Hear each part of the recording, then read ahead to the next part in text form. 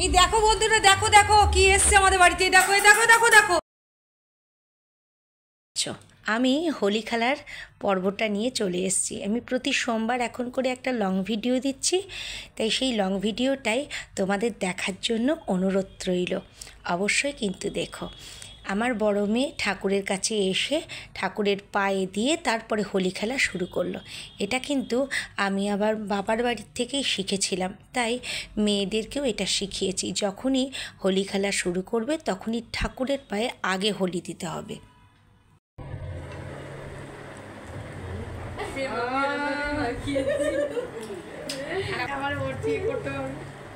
আমার মা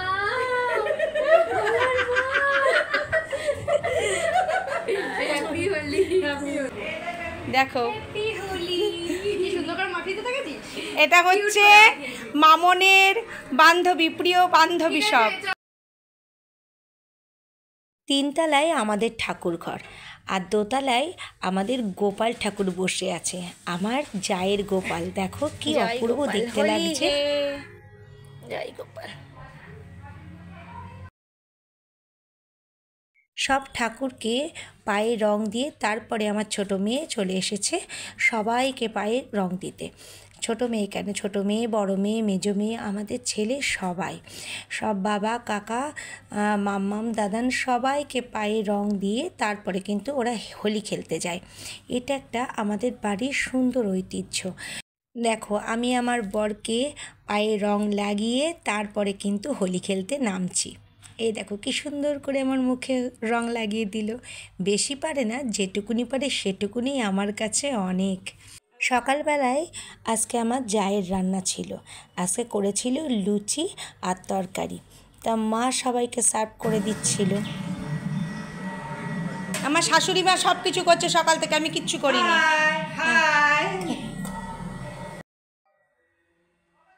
আমার বর আজকে রান্না করবে। বাড়িতে ছুটি পেলেই কিন্তু এরকম বিরিয়ানি, পোলাও, বিভিন্ন রকমের চিকেনের রেসিপি আমার বর করে থাকে। ওগুলো আমাদেরকে আর করতে হয় না, আমরা বউরা তখন ভীষণ ফ্রি থাকি।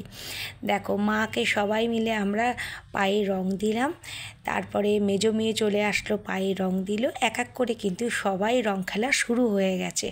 মেজো মেয়ে ছোটো মেয়ের বান্ধবী শ্রীপর্ণা, সেও কিন্তু সবার পায়ে রং দিচ্ছিল। এত ভালো লাগছিল দেখতে। আর এটা হলো আমার বড় মামা শ্বশুরের বৌমা, বড় বৌমা। ও কিন্তু প্রতি বছর এখানে আসে আমাদের সঙ্গে রং খেলতে, যদিও গত 2 বছর কিন্তু আসেনি, একটু অন্য অসুবিধার কারণে। যাই হোক, ছেলেটুকুনি এত সুন্দর হয়েছে। দেখো কত সুন্দর করে দিদুনের পায়ে রং মাখানো, কোথায় কাকুর পায়ে রং মাখানো, ওর মা সব বলে বলে দিচ্ছে। এগুলোই তো আমাদের শেখাতে হবে, তাই না? যে টুনেলে রান্নার মধ্যে চলে যাবে। হ্যাপি হলি, মানে হ্যাপি হলি আমার জন্য।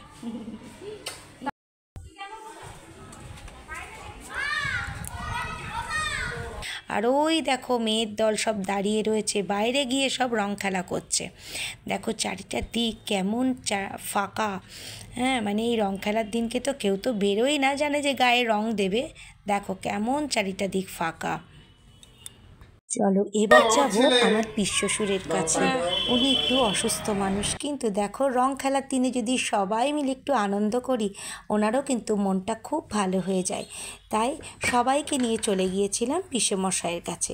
আর কি আনন্দ করে রংটা খেললো, সবাইকে রং মাখাচ্ছিল, আমরাও কিন্তু রং দিচ্ছিলাম।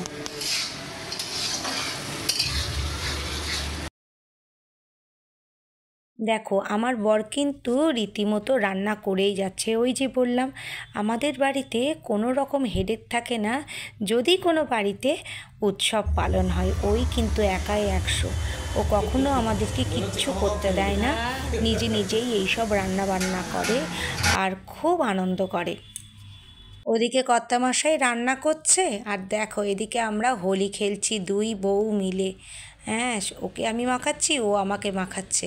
কারণ পাড়ায় তো আর একদম বাইরে বেরিয়ে গিয়ে কারোর সঙ্গে রং মাখামাখি করতে পারবো না, যেটুকুনি পারবো আমাদের মধ্যেই। দেখো এই দেখো বন্ধুরা, দেখো দেখো কি এসছে আমাদের বাড়িতে, দেখো এই দেখো দেখো দেখো, এই দেখো কি এসছে, এই দেখো কি এসছে। আমাদের ছেলে, বাপরে, আমি তো দেখে ভয় পেয়ে গেছিলাম। মাথায় কি সাজারুর কাটার মতন গো, ওই দেখি কি তোরা সব সব দিয়ে পরিষ্কার হয়ে বেড়াচ্ছে। গেছিস? পরিষ্কার হয়ে গেছিস?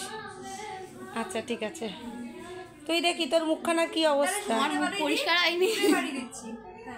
আমার মুখখানা দেখো, শেষ অব্দি দেখো আমি কোন জায়গাটায় দাঁড়িয়েছি, অবস্থা দেখি। হ্যাঁ, তুই তুই তুই কেমন অবস্থায় আছিস এখন? আমি আমি একদম ঠিক আছি। ঠিক আছিস? খুব ভালো লাগছে তোকে দেখতে, থ্যাংক ইউ। একদম দারুণ। এবার আমাকে দেখো, মানে শেষ অব্দি আমাকে কি করেছে দেখো, গলা টলা সব একদম আবির টাবিরে সব ভর্তি হয়ে গেছে। ব্যাস, রং খেলা এই বছরের মতন আমাদের শেষ। একটু টাটা করে দাও, একটু টাটা বাবা, এ তো দেখা গেল না। এবার টাটা করো, টাটা করে দাও, টাটা করে দাও সবাই। হ্যাঁ। এবারকার মতন হোলি হোলি হে, আসছে বছর আবার হবে।